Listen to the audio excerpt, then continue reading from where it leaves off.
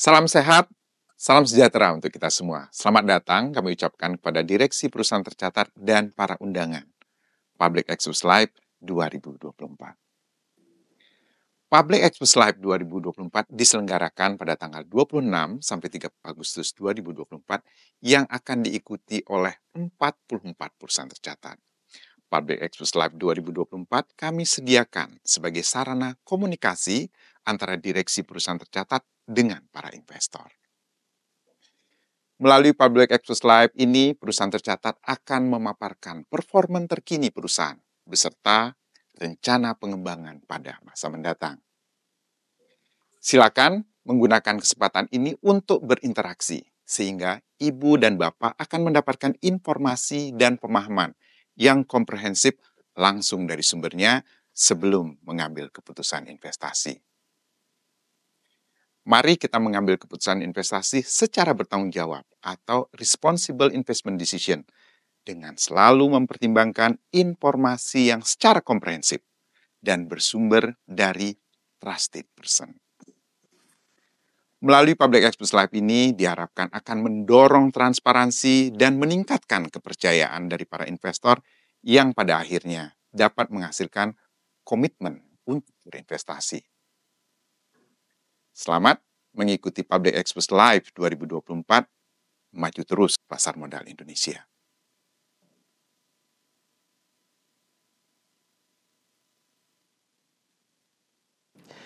Baik, selamat sore Bapak dan juga Ibu. Assalamualaikum warahmatullahi wabarakatuh. Salam sejahtera untuk kita semua. Kami ucapkan terima kasih atas kehadiran Bapak dan juga Ibu dalam acara Public Expos Live 2024 dalam rangka 47 tahun diaktifkannya kembali pasar modal Indonesia.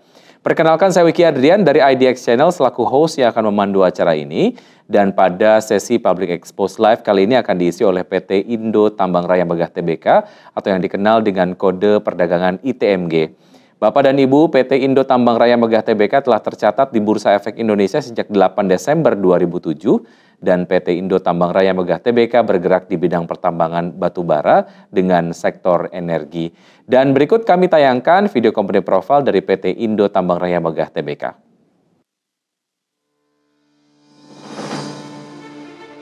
Energy plays a central role in every aspect of human life.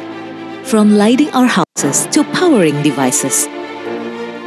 More than just utility, energy shapes our life. It is the glow of a lamp under which children read and dream.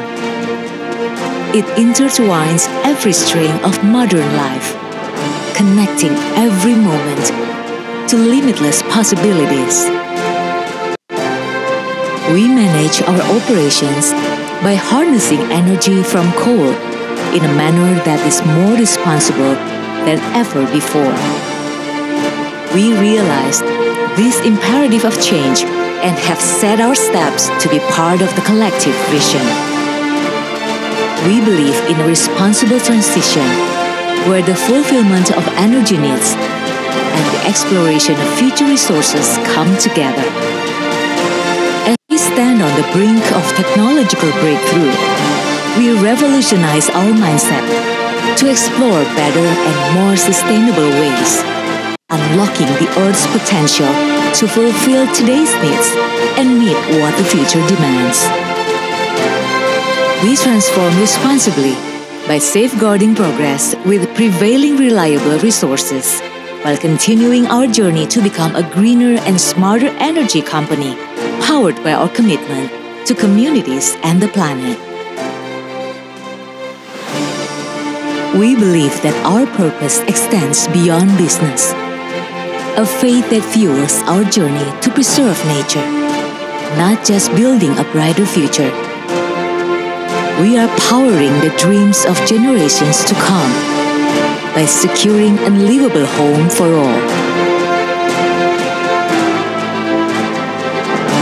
Our commitment to the society and people around us is solid. It's a promise we uphold in every facet of our work by bridging gaps and opening doors through education, crafting careers, sowing the seeds of change, and cultivating a desired future. We're not just a company, we are neighbors, We are the community that actively engaged with surroundings. Our dedication to transparency, accountability, responsibility, independence, and fairness ensures that everything we make and every service we provide is built on a foundation of trust and rightness. It has become our uncompromised commitment to be a good and responsible corporate and rise to become a leading company with ethical business conducts.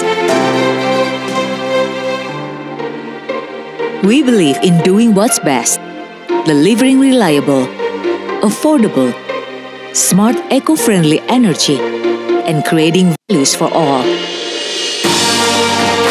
We are inspired by our values, Banpu Heart.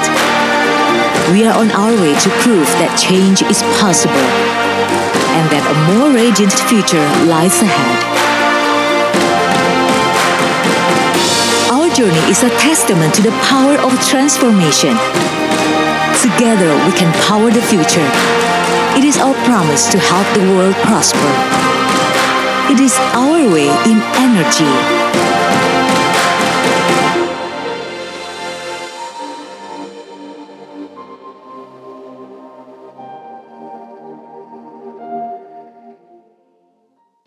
Baik, Bapak Ibu, baru saja kita simak video company profile dari PT Indo Tambang Raya Megah Tbk. Dan perlu kami ingatkan bahwa peserta Public Expose Live 2024 dilarang untuk merekam dan menyebarluaskan sesi Public Expose ini tanpa izin resmi dari Bursa Efek Indonesia. Dan selanjutnya hadirin yang kami hormati, saat ini telah hadir di hadapan Bapak dan juga Ibu manajemen dari Perseroan. Yang pertama saya akan sapa terlebih dahulu Bapak Mulyanto, Direktur Utama ITMG. Selamat sore Pak Mulyanto. Selamat sore Pak. Baik, terima kasih atas waktunya untuk kemudian hadir dalam acara hari ini. Saya juga akan sapa Bapak Julius Kurniawan Gozali, Direktur ITMG. Apa kabar Pak Julius? Baik, selamat sore semuanya. Baik, selamat sore. Terima kasih sudah bergabung bersama kami. Dan saya juga ingin sapa Bapak Junius Prakasa Darmawan, Direktur ITMG. Apa kabar Pak Junius?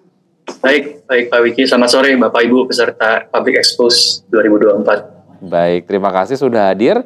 Dan Bapak dan juga Ibu, selama acara berlangsung, jika Anda memiliki pertanyaan, kami silakan Bapak dan juga Ibu dari peserta tentu saja untuk dapat menyampaikan pertanyaan melalui fitur Q&A yang tersedia di layar Zoom yang selanjutnya akan kami sampaikan dan kami akan baca dan dijawab begitu oleh Perseroan pada saat sesi tanya jawab nanti setelah sesi pemaparan dari Perseroan. Dan langsung saja kita akan menyaksikan pemaparan dari Perseroan kepada Bapak-Bapak, kami silakan.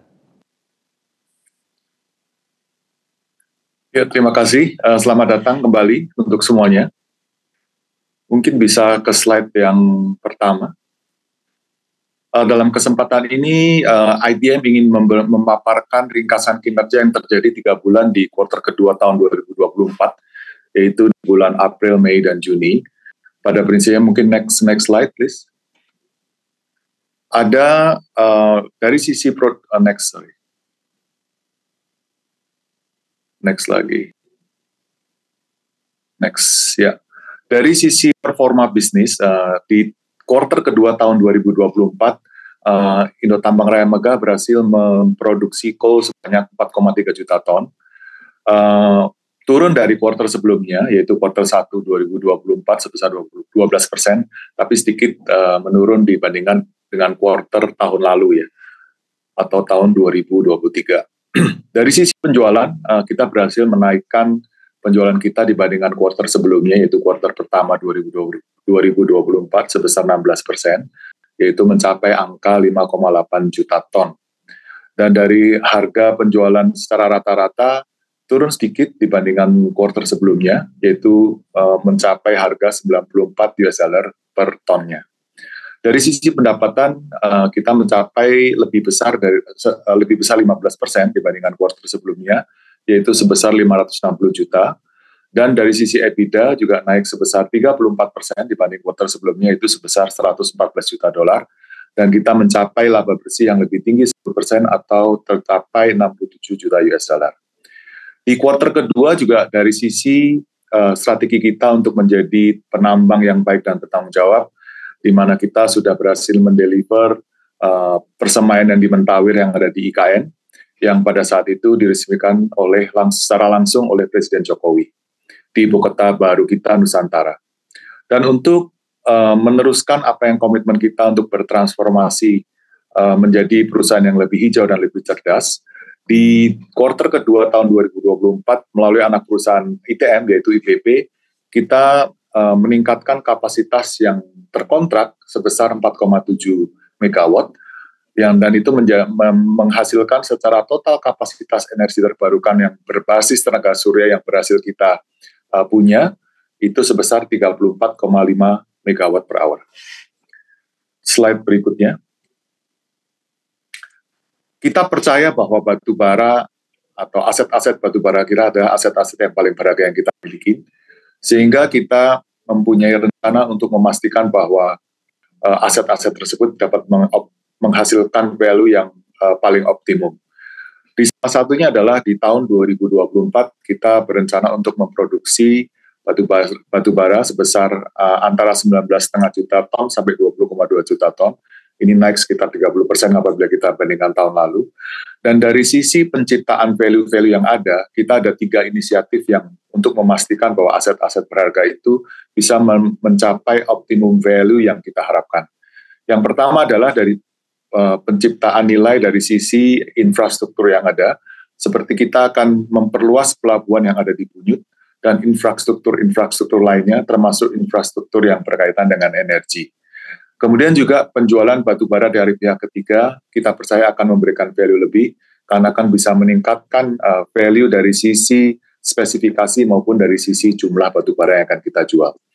Dan yang terakhir, untuk mensupport dekarbonisasi, kita akan juga terus meningkatkan instalasi pembangkit listrik tenaga surya di lokasi-lokasi tambang kita, sehingga lokasi-lokasi di tambang kita akan diberikan tenaga, maksudnya power yang menggunakan renewable energy gitu. Kemudian dari sisi operasional, kita juga terus berusaha memaksimalkan cadangan kita dengan berbagai macam teknologi dan juga teknik-teknik pertambangan yang baru. Dari sisi peningkatan produksi, kita juga untuk memastikan bahwa kita akan memakai sumber-sumber energi secara lebih efisien dengan memastikan efisiensi proses dalam proses pertambangan dari pit sampai ke port ya, bahkan sampai ke customer.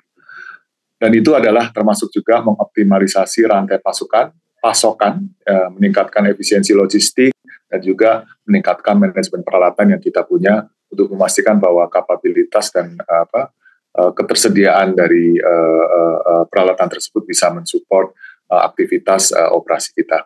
Yang terakhir tentu saja dari sisi inisiatif operasional, kita mau memastikan bahwa produk-produk kita itu bisa sesuai dengan kebutuhan yang ada di market. Dan dari sisi peningkatan efisiensi biaya, kita juga mau memastikan bahwa biaya-biaya yang akan kita spend itu bisa mencapai efisiensi yang optimum. Salah satunya adalah dengan mengelola jarak overburden dan mengelola juga aktivitas pembuangan dari overburden tersebut. Dan yang kedua tentu saja juga meningkatkan dari sisi penggunaan energi dan berusaha untuk mengurangi ketergantungan dari tenaga diesel. Mungkin slide berikutnya. Slide berikutnya adalah kita percaya bahwa untuk perkembangan ke depan dan sesuai dengan zaman, ada 2 hal yang akan menjadi landasan kita untuk bertumbuh dan berkembang, yaitu dari sisi dekarbonisasi dan dari sisi digitalisasi.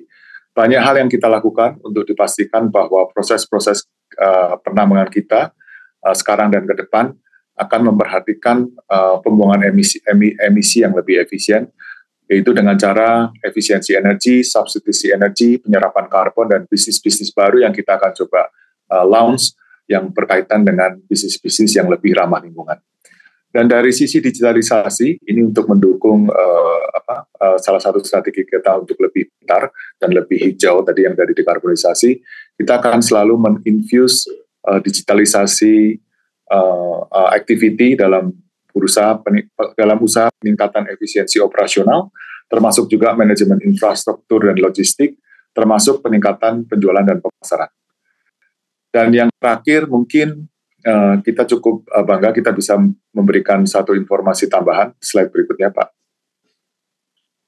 bahwa kita telah melakukan audit cadangan yang terbaru, dan dari sisi cadangan per Desember 2023 dibandingkan di akhir Desember 2023, kita ada peningkatan sebesar 30% kurang lebih.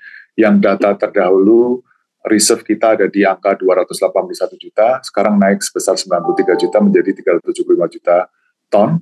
Dan juga dari sisi resources naik kurang lebih dari 60%. Data terdahulu sekitar 1,3 billion ton, dan yang sekarang naik sebesar 800 juta ton menjadi 2,13 billion ton. Mungkin itu saja dari saya. Next bisa ke Pak Julius ya. Terima kasih. Baik, terima kasih Pak Mulyanto. Presentasi kita lanjutkan untuk bagian marketing. Baik, untuk tinjauan penjualan dan operasi, next slide ya. Kalau kita lihat dari sisi di semester pertama tahun 2024, pasar batubara global itu cukup stabil dengan harga Newcastle berkisar di level 125 sampai dengan 145 dolar per ton. Kita melihat untuk semester 2 di tahun 2024 ini, harga batubara global masih akan bertahan di level yang sama. Dikarenakan kita melihat demand yang masih cukup tinggi dari negara Tiongkok, dikarenakan akan memasuki musim dingin, dan juga dengan negara India, dikarenakan pertumbuhan ekonominya yang masih cukup berkembang. Sementara dari sisi supply itu sendiri, produksi dari Indonesia cukup tinggi saat ini, dikarenakan cuaca yang cukup bagus. Sedangkan produksi dari Australia cukup stabil dengan ekspornya ke negara-negara Tiongkok. Slide berikutnya. Selama semester pertama tahun 2024, perusahaan telah mampu menjual volume sebesar 10,8 juta ton, dengan ekspor terbesarnya ke negara Tiongkok sebesar 40% dan Jepang 17%. Sedangkan penjualan ke domestik adalah sebesar 22%. Perusahaan menargetkan target penjualan tahun 2024 di kisaran 24,9 sampai dengan 25,6 juta ton, yang mana saat ini sebesar 44% telah laku terjual, sedangkan 35% masih menggunakan harga sewaktu pengiriman dilakukan, dan sisanya sebesar 21% masih belum terjual. Slide berikutnya.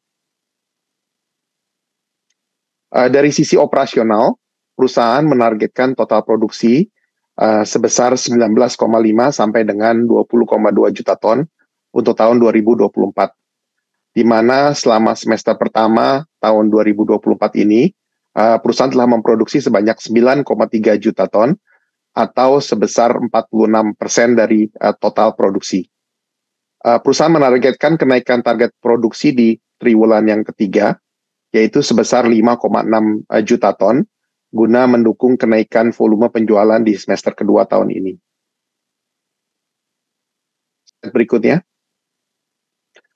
kalau kita lihat dari target produksi sebesar 5,6 juta ton di triwulan ketiga tahun 2024 ini, kontribusi terbesar akan datang dari tambang Barinto Ekatama di sebelah kiri slide, dengan produksi sebesar 2, juta ton, dilanjutkan oleh tambang Indominco yang paling atas di sebelah kiri sebesar 1,9 juta ton.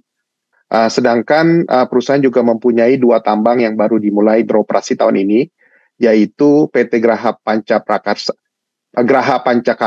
GPK dan Tepian Indah Sukses atau TIS, yang juga akan memberikan kontribusi terhadap total produksi perusahaan secara keseluruhan. Selanjutnya saya serahkan kepada Pak Junius untuk sesi berikutnya. Terima kasih.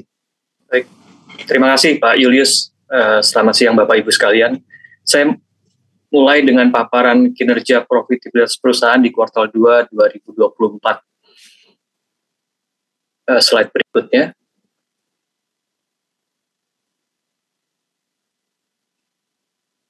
Ya.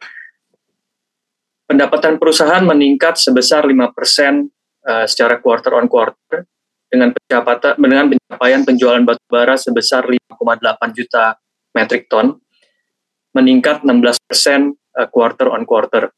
Ini sebagian besar didorong oleh peningkatan produksi dari semua lokasi tambang yang ada dan juga didukung oleh penjualan dari tambang baru yang baru beroperasi, yaitu GPK dan TIS. Dua anak perusahaan baru ini menyumbang sekitar 120.000 metrik ton selama periode tersebut. Peningkatan volume penjualan tersebut dapat mengimbangi pelemahan indeks batubara ICI atau Indonesia Coal Index yang mengakibatkan penurunan harga jual rata-rata batubara menjadi sebesar $94 per ton dari $97 per ton pada kuartal sebelumnya. Ditambah dengan perbaikan biaya operasional yang akan saya jelaskan lebih lanjut pada slide berikutnya, margin profitabilitas juga meningkat dengan margin operasional dan EBITDA naik masing-masing sebesar 4% dan 3%. Slide berikutnya. Oke, dari sisi analisis biaya pada kuartal kedua tahun 2024, perusahaan telah mulai merealisasikan inisiatif mengoptimalkan proses pengembangan dengan mengelola rasio nisbah kupas atau yang lazim disebut sebagai stripping ratio. Kedua, juga meminimalkan jarak pengangkutan tanah penutup atau overburden, juga meninjau kembali kegiatan pengelolaan air.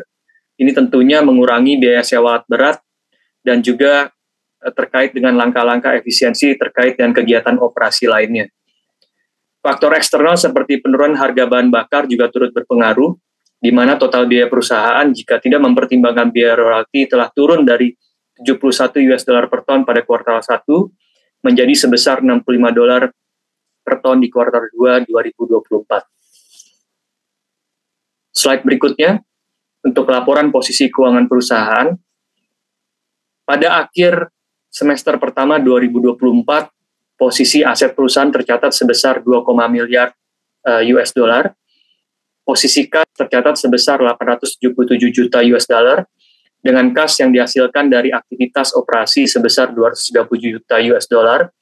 Ini dikurangi oleh arus kas yang telah digunakan untuk pembayaran dividen final tahun 2023 sebesar 126 juta US dollar, beserta aktivitas investasi dan pendanaan masing-masing sebesar 41 dan 39 juta US dollar. Di sisi liabilitas, total pinjaman bank, baik jangka pendek maupun jangka panjang, telah menurun menjadi 15 juta US dollar, sehingga rasio debt to equity juga bertambah ke level yang lebih baik di level 0,01 kali.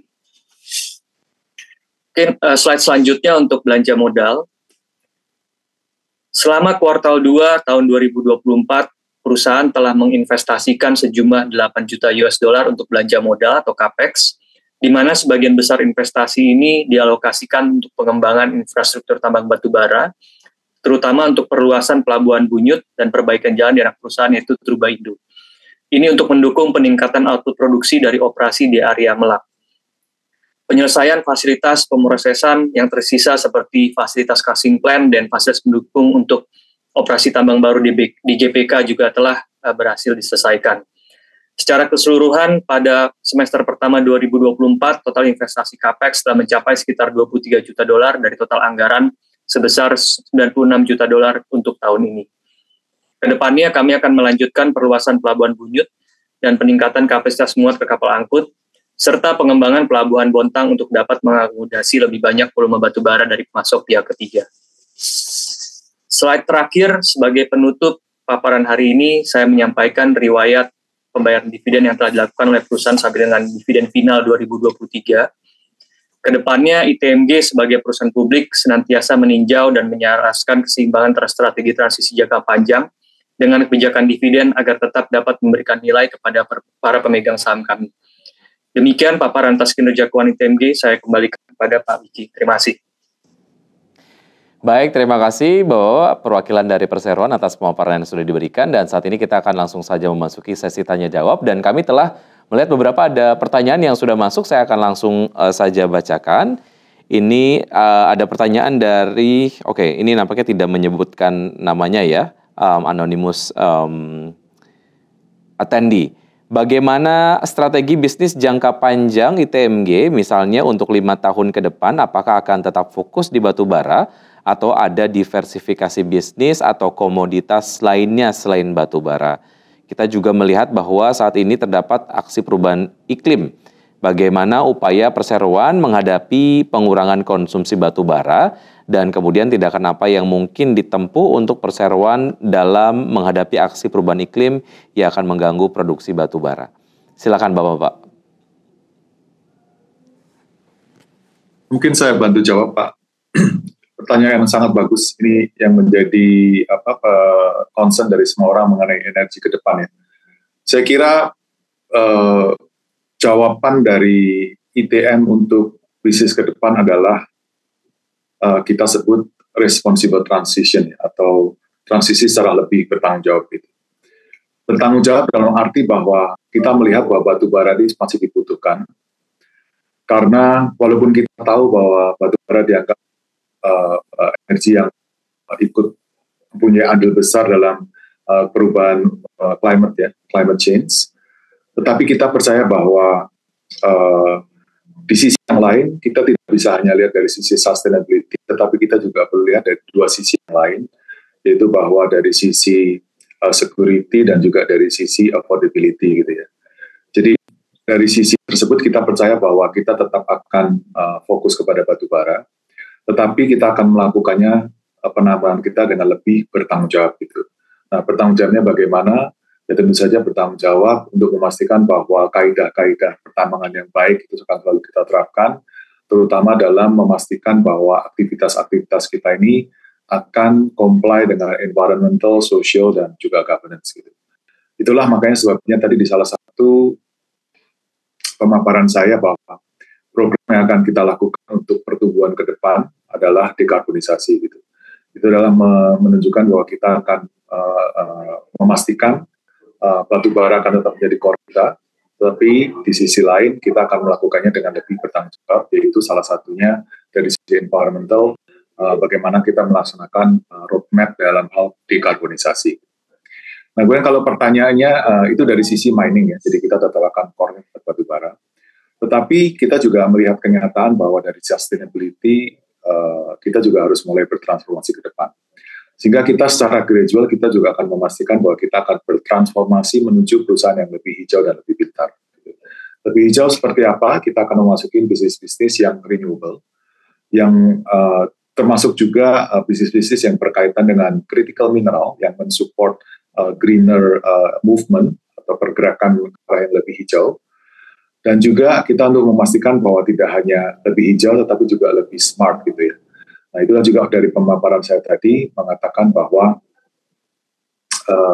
program digitalisasi termasuk juga AI, artificial intelligence, Internet of Things itu akan kita selalu pakai untuk memastikan bahwa kita lebih efisien.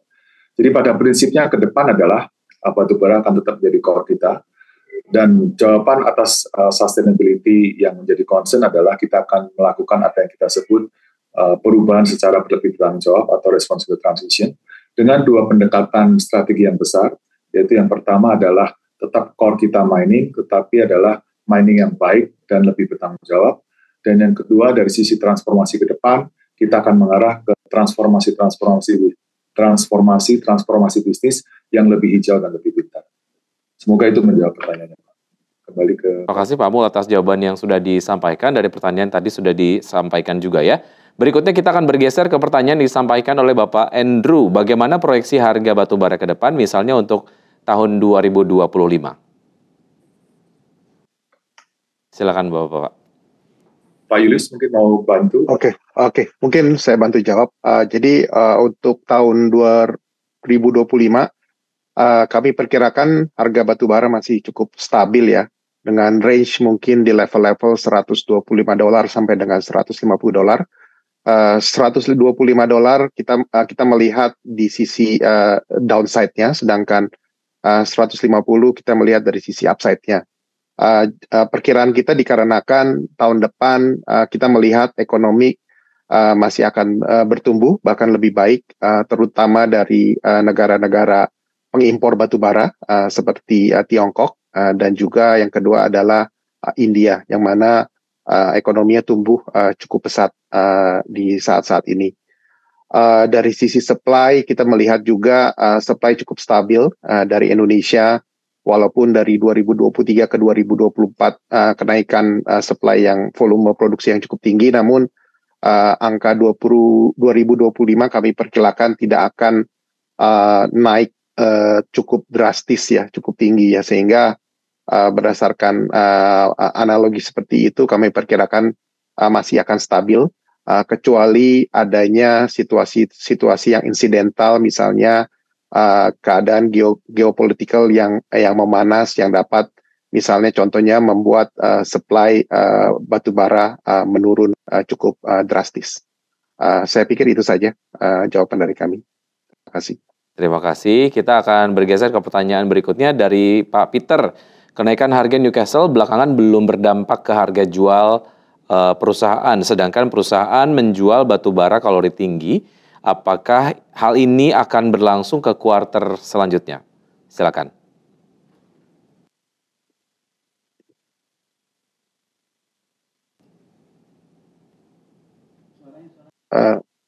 Dari Pak Mul nggak kedengeran, Pak Mul, sorry. Ya, nampaknya masih termute. Oh, sorry. Baik, ini silakan. Ini agak sedikit teknikal ya dari sisi pricing. Mungkin Pak Junius bisa bantu, Pak? Ya, oke, baik. Jadi pertanyaannya terkait dengan antara hubungan Newcastle indeks Global Coal Newcastle terhadap harga jual perusahaan ya. Mungkin saya sedikit kalau tadi seperti disampaikan oleh Pak Julius terkait dengan pasar global batu bara, memang perlu kita lihat tren demand yang paling besar berasal dari market China ya.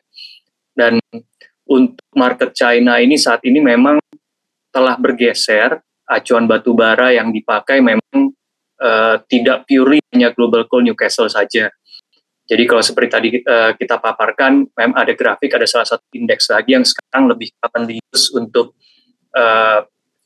batu bara dari Indonesia, yaitu Indonesia Coal Index atau yang lazim disebut sebagai ICI.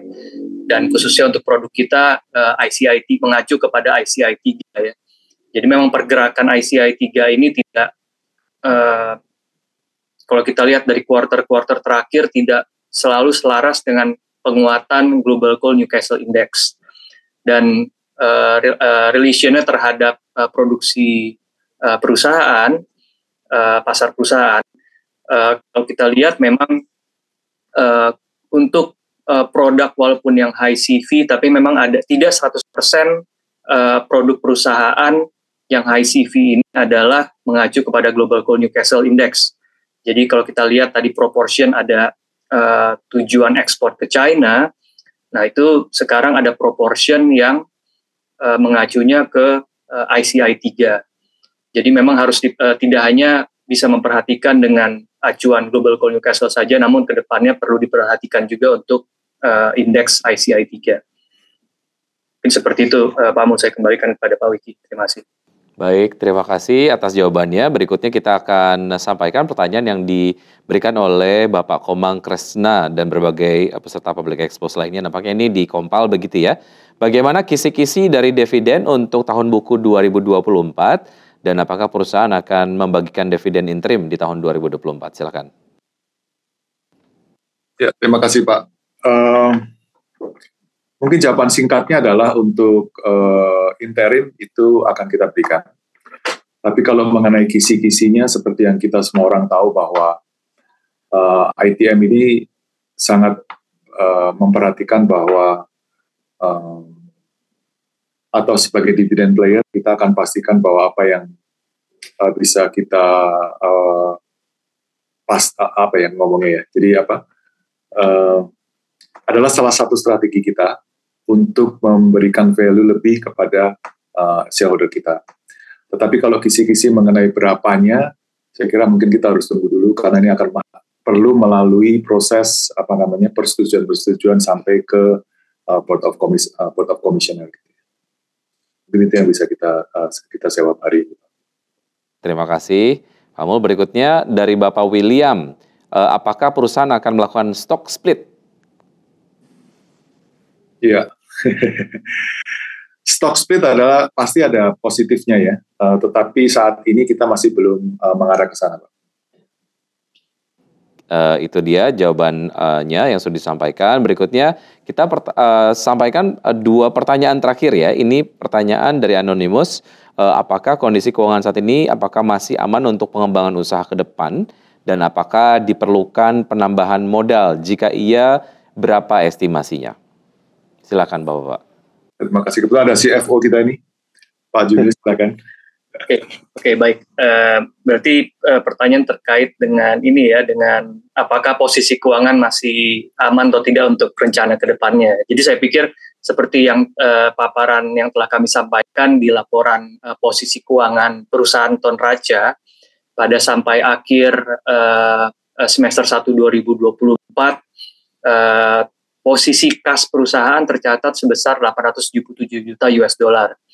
Dan dari sisi kewajiban atau mungkin boleh dibilang hutang,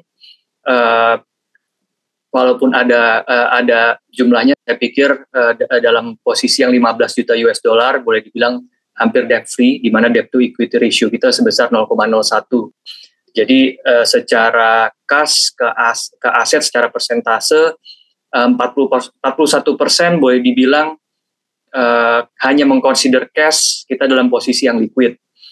Jadi untuk menjawab bagaimana posisi keuangan perusahaan terkait dengan mungkin ini kan larinya ke depan terkait dengan investasi capex, sampai saat ini dengan proyeksi kita masih cukup untuk self-funded, dan untuk tentunya untuk corporate action lainnya seperti merger and acquisition, ini akan kembali tergantung dari size yang akan kita lakukan ya, tapi tentunya ada opsi-opsi, baik apakah itu akan self-funded atau juga tentunya dengan kerjasama dengan bank partners kita. Tapi saya pikir dari sisi perusahaan secara overall, posisi keuangan dalam keadaan yang baik, cukup untuk dalam memberikan value yang terbaik, mengimbangi dividen strategi dan untuk corporate action ke depannya. Seperti itu jawaban dari kami. Terima kasih.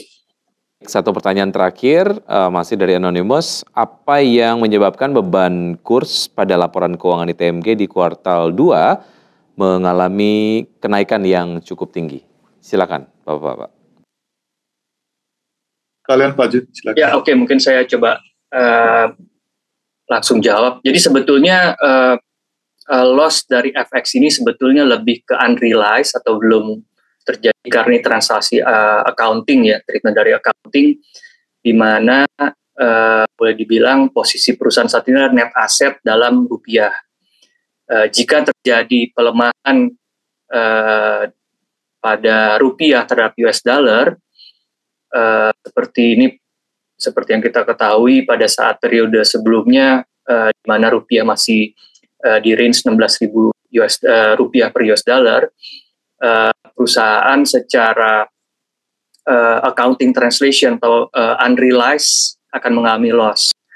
Namun tentunya ini yang kita perlu cermati, walaupun memang ini hanya transaksi accounting, tapi pergerakan rupiah ini juga kita melihat dengan adanya pergerakan rupiah yang menguat, dan juga bukan hanya rupiah, tapi saya pikir in overall currency in the regional terhadap US dollar dalam beberapa pekan terakhir, ini akan mereverse position tersebut, di mana kita estimasikan akan terjadi lawan atau unrealized gain atas translasi accounting dari perbedaan rupiah dan USD tersebut. Ya, terima kasih. Baik, dengan dijawabnya pertanyaan terakhir, maka sesi Q&A pada kesempatan kali ini sudah berakhir. Terima kasih kepada Bapak-Bapak manajemen ataupun perwakilan dari Perseroan. Demikian sesi tanya jawab Public Expose kali ini.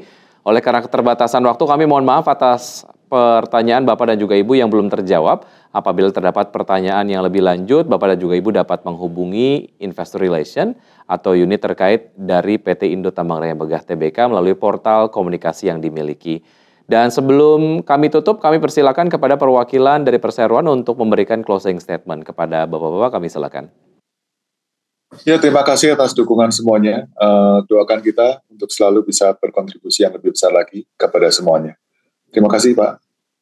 Terima kasih Pak Mul atas closing statement yang telah diberikan, dan hadirin yang kami hormati, usai sudah paparan publik yang disampaikan oleh PT Indo Tambang Raya Megah Tbk. Mari kita beri tepuk tangan kepada para penyaji dari perseroan. Dan sebagai informasi terakhir, tayangan Public Expose PT Indo Tambang Raya Megah Tbk ini juga Anda dapat saksikan kembali di YouTube Indonesia Stock Exchange. Atas nama penyelenggara kami ucapkan terima kasih kepada Bapak Ibu manajemen dari PT Indo Tambang Raya Megah Tbk, juga kepada seluruh peserta yang hadir dalam acara ini. Sampai jumpa dalam acara Public Expose Live yang akan datang. Aku investor saham, maju terus pasar modal Indonesia. Terima kasih. Thank you.